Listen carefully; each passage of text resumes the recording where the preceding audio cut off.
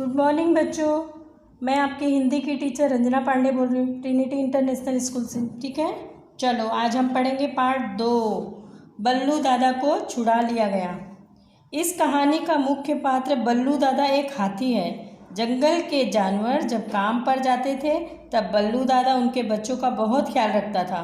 दिन भर सब बच्चे बल्लू दादा के साथ खेलते रहते थे और शाम को अपने घर चले जाते थे। एक बार बल्लू दादा को कुछ शिकारी पकड़ कर ले गए। पहले तो सभी जानवर बहुत परेशान हुए, लेकिन फिर उन्होंने बुद्धि से काम लिया। सभी ने मिलकर सभा की और बल्लू दादा को छुड़ाने का निश्चय किया। मंत्री खरगोश को तरकीब सूझी। उसने सभी जानवरों के साथ मिलकर अपनी तरकीब को अंजाम दिया और सभी बल्लू दादा को छुड़ाने में सफल हो गए।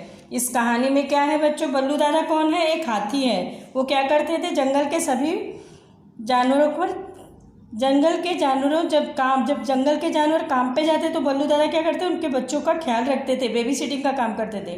दिन भर बच्चे बल्लू दादा के साथ खेलते रहते, शाम को अपने घर चले जाते थे। एक बार बल्लू दादा को शिकारी आए और पकड़ के ले गए।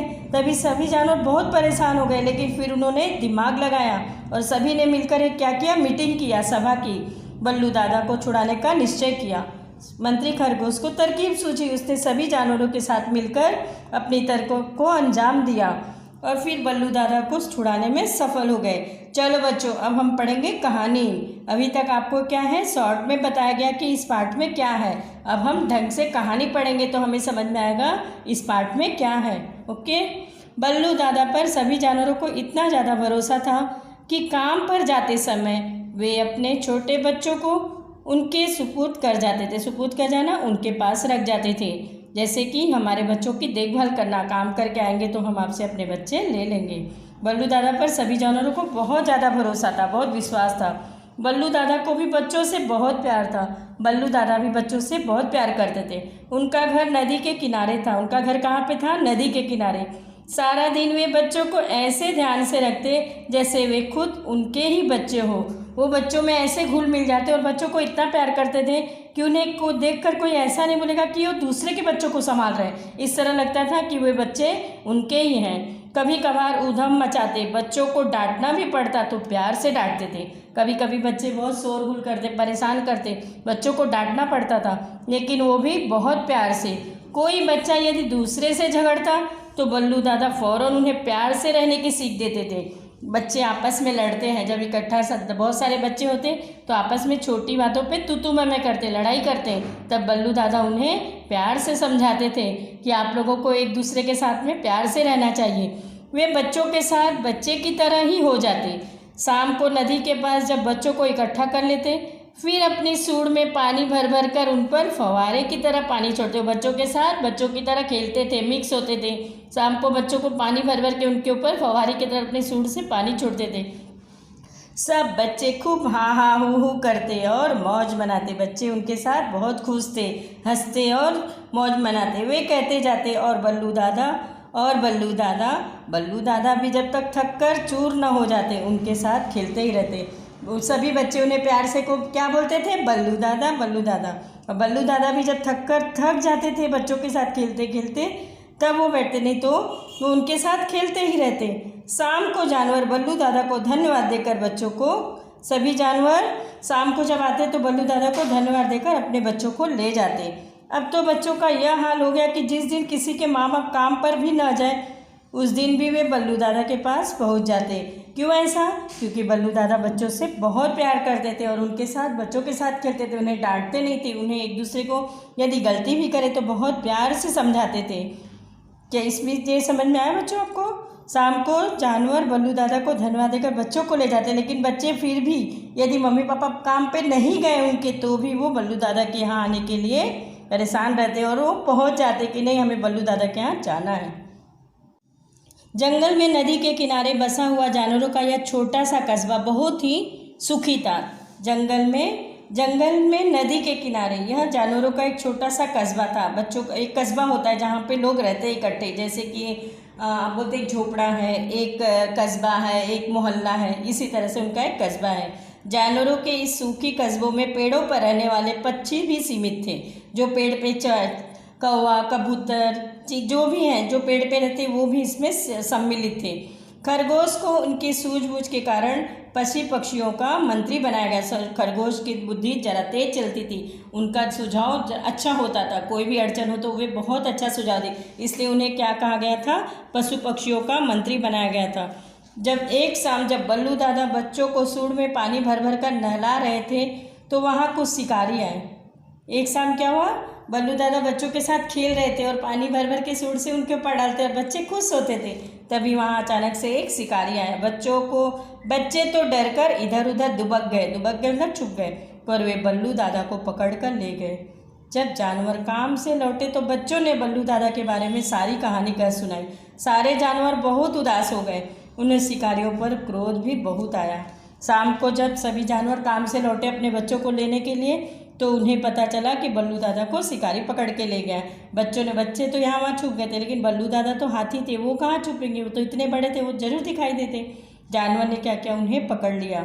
जब बच्चों को लेने जानवर आए तो उन्होंने सारी कहानी बताई। सारे जानवर बहुत उदास हो गए, उन्होंने शिकारियों पर क्रोध भी बहुत आया, उनको शिकारियों पर क्रोध आया क्योंकि वो बल्लू दादा को पकड़ के ले गए थे। सभी जानवरों ने तुरंत बरगद के विशाल पेड़ के नीचे सभा की। सभी जानवर इकट्ठा हुए, बरगद के पेड़ के नीचे उनका मीटिंग हुआ।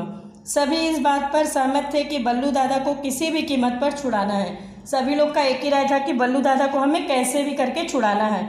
आखिर उन्होंने सुख दुख में सदा जानवरों का साथ दिया था। आखिर उन्होंने हर सुख दुख में जानवरों के साथ में थे। मंत्री खरगोश ने गरज कर पूछा, क्या आप जोखिम उठाने को तैयार हैं? सभी जानवर बोले हाँ। सभी जानवरों ने एक साथ कहा। मंत्री कौन थे? खरगोश। उन्होंने क्या पूछा सबसे मीटिंग में? उन्होंने जब एक सभा रखी तो क्या बोले, क्या आप जोखिम उठाने को तैयार हैं? सभी जानवर एक साथ बोले हाँ। ठीक है, अब हमें यह सोचना होगा कि बल्लू दादा को छुड़ाने के लिए क्या करना है। खरगोश ने कहा कि अब हमें यह सोचना है कि बल्लू दादा को हम कैसे छुड़ाएंगे। सबसे बड़ी समस्या तो यह है कि हमें यह पता लगाना होगा कि उन्हें पकड़ के कहाँ से ले जाया गया है। सबसे पहले हमें यह पता करना पड़ेगा कि उन्हें पकड़ के शिकारी कहाँ पर ले गए। मंत्री खरगोश ने पूरी गंभीरता के साथ कहा, मुझे मालूम है। उसी समय कहीं से उड़कर आती हुई चील ने हाँफते हुए कहा। एक चील ने हाँफते हुए कहा कि मुझे मालूम है कि बल्लू दादा को शिकारी कहाँ पकड़ के ले गए। चील उड़ रहा है, उड़ते उड़ते उसने देखा था और वो आके वहाँ सभा में कहता है कि हाँ मुझे पता है। कहाँ है? सभी जानवरों ने अपनी गर्दन उठा कर अचरज से पूछा। सभी जानवरों ने पूछा कि कहाँ है, क्योंकि सबको जानना था कि बल्लू दादा को शिकारी कहाँ ले गए। मंत्री खरगोश ने सभी को शांत रहने के लिए कहते हुए चील से पूरी बात बताने को कहा। मंत्री खरगोश ने सभी जानवरों को बोला कि आप लोग शांत हो जाइए और उन्होंने चील से पूरी बात बताने को कहा। चील ने बताया, मैं आज जब घर लौट रही थी तो देखा कि रास्ते में कई लोग बल्लू दादा को पकड़कर ले जा रहे हैं। चील ने बताया कि जब मैं घर लौट रही थी तो मैंने देखा रास्ते में कई लोग बल्लू दादा को पकड़कर ले जा। बल्लू दादा अपने आप को छुड़ाने की बहुत कोशिश कर रहे थे, लेकिन पकड़ने वाले उन्हें मार कर डरा रहे थे। बल्लू दादा उनसे अपने को छुड़ाने के लिए कोशिश की, लेकिन वे क्या कर रहे थे, उन्हें मार कर डरा रहे थे। बल्लू दादा की आंखों में आंसू भी थे, वे रो भी रहे थे क्योंकि वो छूट नहीं पा रहे थे उनके शिकंजे से। वो बहुत कोशिश कर रहे थे, फिर भी वो नहीं छुड़ा पाए, इसी वजह से वो रो भी रहे थे। बल्लू दादा अपने आप को छुड़ाने की बहुत कोशिश, लेकिन पकड़ने वाले उन्हें मार कर डरा रहे थे।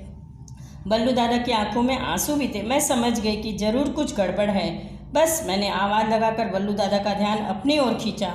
वो समझ गए कि कुछ गड़बड़ है। उन्होंने क्या किया, चील ने चिल्लाना शुरू किया और बल्लू दादा का ध्यान उनके, क्योंकि वो सबसे मिले हुए थे ना, जानवर जो पेड़ के हैं, जो धरती पे हैं, वो सब एक ग्रुप हो गया था उनका, एक अच्छा कस्बा था। बल्लू दादा ने जब मुझे देखा तो मैंने झट कह दिया कि आप घबराओ मत बल्लू दादा, मैं आपके साथ साथ उड़कर जगह देख लूँगी। जहाँ ये आपको ले जा रहे हैं आप आराम से चले जाओ ताकि ये आपको मारे नहीं।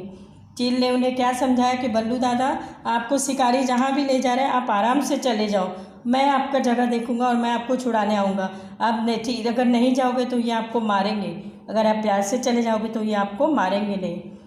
बल्लू दादा मैं आपके साथ साथ उड़कर जगह देख लूँगी जहाँ ये आपको ले जा, आप आराम से चले जाओ ताकि ये आपको मारे नहीं। बाद में मैं सब जानवरों को जाकर बता दूंगी, हम अपनी जान पर खेल कर भी आपको छुड़ाएंगे। ये बात किसने कहा था? चील ने। किससे कहा है? बल्लू दादा को। अभी मैं उसी जगह से आ रही हूँ जहाँ हमारे प्यारे बल्लू दादा को पकड़ कर रखा हुआ वे हमारा इंतज़ार कर रहे हैं। चील ने क्या कहा, अभी मैं उसी जगह से आ रही हूँ जहाँ पे शिकारी ने बल्लू दादा को पकड़ के रखा है, और मैंने उनको सांत्वना दे के आ रही हूँ कि आप चिंता मत करो, हम सभी जानवर अपने जान पे खेल कर भी आपकी रक्षा करेंगे। शाबाश, मंत्री खरगोश ने चील की पीठ थपथपा कर कहा। दूसरे जानवरों ने भी चील की खूब प्रशंसा की। फिर एक साथ सभी जानवरों ने जोश में आकर कहा। इतनी अच्छी खबर सुन के सभी ने चील को कहा, शाबाश। मंत्री खरगोश ने चील की पीठ थपथपाई कि तुमने बहुत अच्छा काम किया। दूसरे जानवरों ने भी चील की खूब प्रशंसा की। उन्हें बहुत अच्छा लगा कि हमें बल्लू दादा का पता बताने वाला अपना कोई तो मिला। और उन्होंने फिर एक साथ सभी जानवरों ने जोश में आकर कहा, चलो अभी चलते हैं और हमला बोलकर बल्लू दादा को छुड़ा कर लाते हैं। बल्लू दादा की जय। शांत शांत, मंत्री खरगोश ने थोड़ा डांटते हुए सबसे कहा, तुम जानवरों की बस यही आदत मुझे पसंद नहीं। न सोचा न समझा, बस जो मन में आया अंधाधुंध कर लिया। बुद्धिमान हमेशा सोच समझ कर ही काम करते हैं। खरगोश ने कहा, खरगोश मंत्री थे, उन्होंने क्या बोला, शांत हो जाओ, तुम लोग कोई भी काम जल्दबाजी में मत करो। हम जानवरों की यही आदत है कि न सोचते न समझते, जो मन में आया अंधाधुंध कर लेते हैं। बुद्धिमान लोग सोच समझ कर काम करते हैं। शत्रु को कभी कमज़ोर और बेवकूफ़ नहीं समझना चाहिए। जो भी हमारे शत्रु, उनको हमें कभी कमज़ोर और बेवकूफ़ नहीं समझना चाहिए। हमें ऐसी तरकीब निकालनी होगी जिससे हमारा नुकसान भी ना हो और काम भी बन जाए। उन्होंने क्या कहा, हमें शांति से बैठ के कोई ऐसा सुझाव करना चाहिए जिससे बल्लू दादा छूट भी जाए और हमारा नुकसान भी नहीं हो। हमें बहुत ही सूझबूझ के साथ काम करना होगा। हमें बहुत सूझबूझ के साथ काम करना। तो हम क्या करें, जानवरों ने पूछा, तो हम क्या करें। हमारे बल्लू दादा पर न जाने वहाँ क्या बीत रही होगी, जल्दी से बताओ हम क्या करें। जानवर एकदम उत्सुकता थे कि बल्लू दादा को हम कब छुड़ा कर लाएं। उन्होंने पूछा कि हम क्या करें, बल्लू दादा पर पता नहीं क्या बीत रहा है, चलो जल्दी से बताओ हम क्या करें। हम हाथ पर हाथ धर कर तो नहीं बैठ सकते, सभी जानवरों ने मंत्री खरगोश से कहा। सभी जानवर मंत्री से बोले, मंत्री कौन थे, खरगोश। उनको क्या बोले कि अब जो भी है जल्दी सुझाव दो, हम जल्दी से बल्लू दादा को छुड़ा के लाएं, हम शांत से नहीं बैठ सकते हैं। आप लोग आज की रात इस समस्या पर सोचें, मैं भी सोचूंगा। अब तुम सब अपने अपने घर जाओ। खरगोश मंत्री ने क्या कहा कि हम आज की रात हम इस समस्या पर सोचेंगे, मैं भी सोचूंगा। अब तुम सब अपने अपने घर जाओ, कल सुबह हम सब फिर इसी जगह मिलेंगे, तभी बल्लू दादा को छुड़ाने की तरकीब तय की जाएगी। खरगोश ने निर्णय सुनाते हुए कहा। खरगोश निर्णय क्यों, क्योंकि वो मंत्री थे, उनकी बात सबको सुनना था। वाह वाह, क्या बात कही है मंत्री जी, क्या हमें रात भर चैन आ सकेगा, और हमारे बल्लू दादा को रात भर जो कष्ट सहना पड़ेगा उसका क्या होगा। जानवरों ने कहा, वाह वाह, क्या बात कही, हमें रात भर, जब बल्लू दादा कैद में है तो हमें रात में नींद कैसे आएगी, और बल्लू दादा को कितना तकलीफ हो रहा होगा, उसका क्या होगा। मेरी राय में तो हमें अपनी चल पड़ना चाहिए। हीनू बंदर ने अपने साथ हिला हिला कर कहा। हीनू बंदर क्या बोल रहे थे कि हम ऐसे नहीं बैठेंगे चुप रात भर, हम उन्हें रात भर कितना तकलीफ होगा, मेरे इस हिसाब से तो हमें अभी चलना चाहिए। हीनू बंदर ने अपने हाथ हिला हिला कर कहा। हाँ हाँ, सभी जानवरों ने हीनू बंदर की तरह ही अपने हाथ हिला हिला कर, सभी लोग सहमत हो गए कि नहीं, हमें रात का इंतजार नहीं करना चाहिए, हमें अभी चढ़ना चाहिए उन्हें छुड़ाने के लिए। देखो, मुझे गलत मत समझो, मुझे बल्लू दादा की कम चिंता नहीं है, हर काम का एक तरीका होता है। मैं फिर यही कहूँगा कि पहले कुछ सोचो समझो तभी कुछ कदम उठाओ। खरगोश मंत्री बोलते कि मुझे भी आप लोगों से ज़्यादा फिक्र है बल्लू दादा, लेकिन आप समझ नहीं रहे हो, किसी बात को जल्दबाजी में करेंगे तो उसका गलत परिणाम होगा। मैं यही चाहता हूँ कि पहले सोचो समझो, उसके बाद कदम उठाओ। मुझे भी सोचने दो, आखिर मैं तुम्हारा मंत्री हूँ, खरगोश ने कहा। सभी जानवरों को मंत्री खरगोश की बात माननी पड़ी। सभी भारी मन में अपने अपने घरों की ओर चले गए।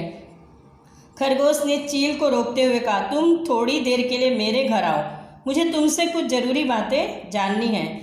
मंत्री ने क्या कहा उनको चील को कि आप थोड़ी देर के लिए मेरे घर पे आओ, मुझे आपसे और कुछ बातें जाननी है।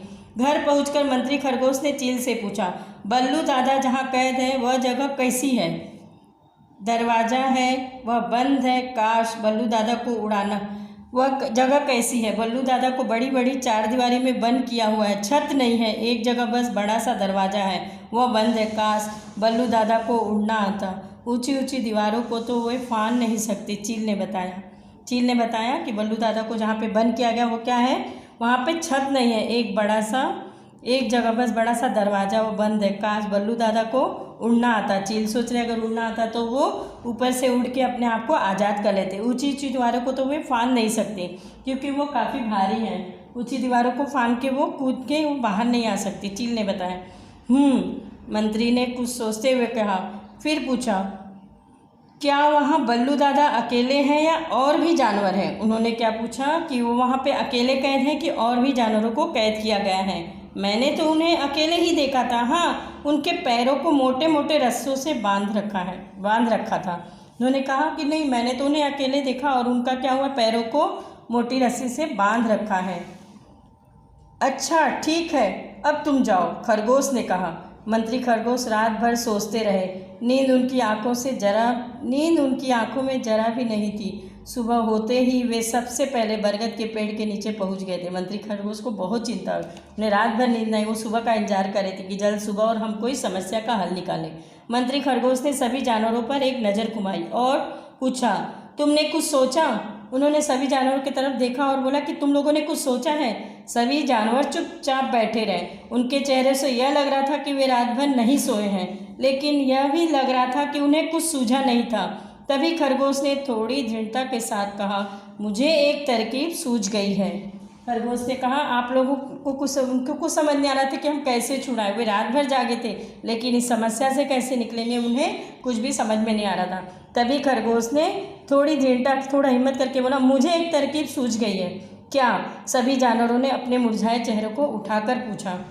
तरकीब को कामयाब बनाना तुम्हारे हाथ में, यानी हम सबके हाथ में। उन्होंने क्या कहा, तरकीब तो अच्छा, लेकिन इसे कामयाब करने के लिए हम सभी का साथ चाहिए, हम सबका हाथ चाहिए।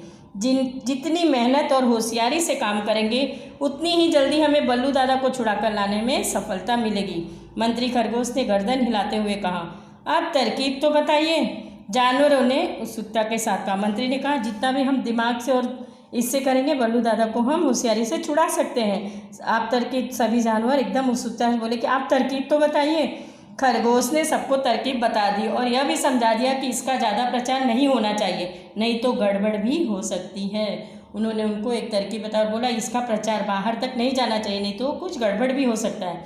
सबसे पहले मंत्री खरगोश चील को लेकर उस जगह गए जहाँ बल्लू दादा कैद थे। मंत्री खरगोश के लिए तो अंदर जाना मुश्किल था, लेकिन चील दीवारों के ऊपर से उड़कर अंदर पहुँच गई।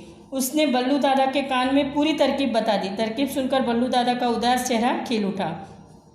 उन्होंने खरगोश की सूझबूझ की खूब सराहना की। इधर मंत्री खरगोश ने दीवारों पर चक्कर लगाकर जांच पड़ताल की। उन्होंने देखा कि दरवाज़ा बंद है और 2 आदमी बंदूक लिए पहरा दे रहे हैं। वे चील के साथ नदी किनारे वापस आ गए। पहले उन्होंने पूरा तरकीब किया कि कैसे हम निकाले, वहाँ पे गए, लेकिन खरगोश का उतनी ऊंचाई तक जाना बहुत मुश्किल था। चील क्या हुआ, ऊपर से उड़ के गए हैं और बल्लू दादा के कान में बोले हैं जो भी उन्होंने जो फैसला लिया था। इससे क्या हो गया, बल्लू दादा के चेहरे पे मुस्कुराहट आ गई। शाम होते ही बहुत से चूहों को लेकर मंत्री खरगोश फिर वहां पहुंच गए। उन्होंने चूहों से कहा कि दीवारों के नीचे से सुरंग बना डालें ताकि अंदर जाने का रास्ता हो जाए। सभी चूहे मन लगाकर इस काम में जुट गए और देखते देखते बहुत से बिल खोदकर सुरंगें बना डाली। काम हो जाने के बाद वे सभी खरगोश के पास जंगल में लौट आए। चूहों ने क्या किया, भीतर ही भीतर सुरंग बना दिया जिससे कि वो जा सकें। अगले दिन शाम होने से पहले ही मंत्री खरगोश कुछ बंदर, कुछ गिद्ध, कुछ भेड़िए और बहुत से चूहे लेकर फिर वहां पहुंच गए। खरगोश ने भेड़ियों को दरवाजे से थोड़ी दूर झाड़ियों में और बंदरों को आसपास के पेड़ों पर छिपकर बैठ जाने के लिए कहा। उन्हें यह भी समझाया किस वक्त पर क्या करना है। इसके बाद चूहों को अंदर जाकर सारे रस्से कुतर डालने को कहा। चूहे तुरंत अंदर पहुँच गए और जल्दी जल्दी बल्लू दादा के तमाम रस्से काट कर बाहर निकल आए। तब खरगोश ने गिद्धों को इशारा किया। वे 4 दीवारी के ऊपर मंडराने लगे और उनमें से 1-2 गिद्ध बल्लू दादा के ऊपर बैठ गए। बल्लू दादा भी ऐसे पसर गए जैसे मर गए हों। जैसे ही दरवाजे पर खड़े पहरेदारों ने आकाश में गिद्धों को मंडराते हुए देखा तो वे असमंजस में पड़ गए। गिद्ध मंडराते मतलब क्या हो गया, वो जो पहरेदार थे वो चिंता में पड़ गए कि गिद्ध तो लाश पर ही मंडराते हैं। उनमें से एक ने दरवाजे से बने सुराग में से देखा तो पाया कि हाथी मरा पड़ा है। उसने तुरंत दूसरे को बताया। दूसरे ने भी देखा और हाथी पर गिद्ध भी बैठे हुए थे। वे दोनों ही घबरा गए। वे भागे भागे पास ही के बगल में गए, अपने मालिक को बताया और बताया कि हाथी मर गया है। वे भाग भाग के कहाँ गए, मालिक के पास बगल में, और मालिक को बताया कि हाथी मर। मालिक तुरंत उनके साथ वहाँ आ पहुँचा। उसने भी सुराग से झाँका तो उसे यकीन हो गया कि हाथी मर गया है। मालिक ने तुरंत दरवाज़ा खुलवाया। फिर वे तीनों अंदर गए। पेड़ पर बैठे बंदर ने आवाज़ निकाली। बल्लू दादा समझ गए कि दरवाज़ा खुल गया है। उन्होंने धीरे धीरे अंधमुखी आंखों से देखा कि तीनों आदमी कुछ बातों में लीन है। वे चुपचाप उठे और खुले हुए दरवाजे से बाहर निकलकर जंगल की ओर भागे। हक्के बक्के आदमी बंदूकें तानकर उनकी ओर लपके, लेकिन तभी भेड़ियों ने अपनी पिछली टांगों से मिट्टी उड़ा उड़ाकर बगुला बना दिया।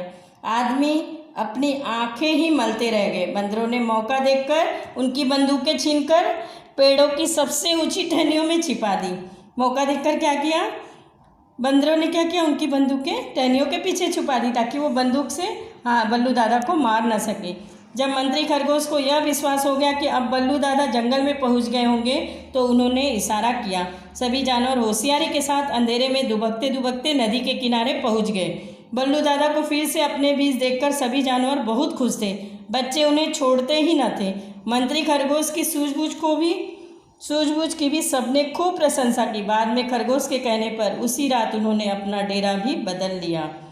जब सब मंत्री खरगोश की प्रशंसा करें तो खरगोश ने बस इतना ही कहा, हम सब यदि इसी तरह मिलजुल कर रहें और मुसीबत में सूझबूझ के साथ काम करते रहें तो हमारा कोई कुछ नहीं बिगाड़ सकेगा। लेखक परिचय।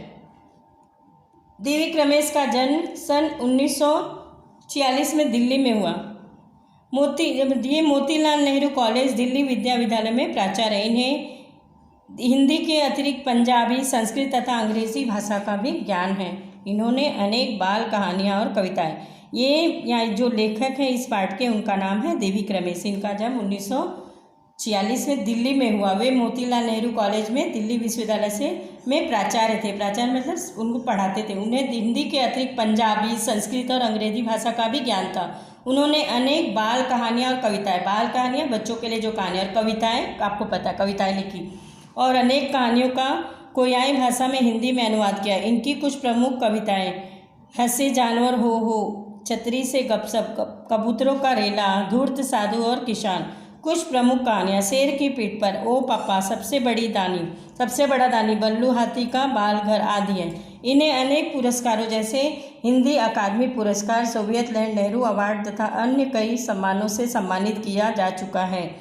नए शब्द: सुपुर्द, सौंपना, कस्बा, छोटा नगर, सम्मिलित, शामिल, जोखिम, खतरा, अचरज, हैरानी, अंधाधुंध, बेहिसाब, बिना सोचे समझे, सूझबूझ, समझदारी, तरकीब, युक्ति, बातों में लीन, बातों में लगे हुए, निर्णय, फैसला, दृढ़ता, मजबूती, कामयाब, सफल, उत्सुकता, अधीरता, बेचैनी, प्रबल इच्छा, सराहना, प्रशंसा, सुराग, छेद, बगुला, चक्रवात, बवंडर, यकीन, भरोसा, हाँफते हुए, जल्दी जल्दी और लंबी लंबी सांसें लेते हुए। मुहावरे: पीठ थपथपाना, शाबाशी देना, हाथ पर हाथ रखकर बैठना, चुपचाप बैठना, जान पर खेलना, खतरा उठाना, हक्के बक्के रह जाना, हैरान होना। अभ्यास: श्रुत लेखन, ये आपको सुन के लिखना है। बुद्धि, सुपुर्द, इकट्ठा, फव्वारे, धन्यवाद, कस्बा, जोखिम, बेवकूफ़, सूझबूझ, उत्सुकता, गिद्ध, मंडराना।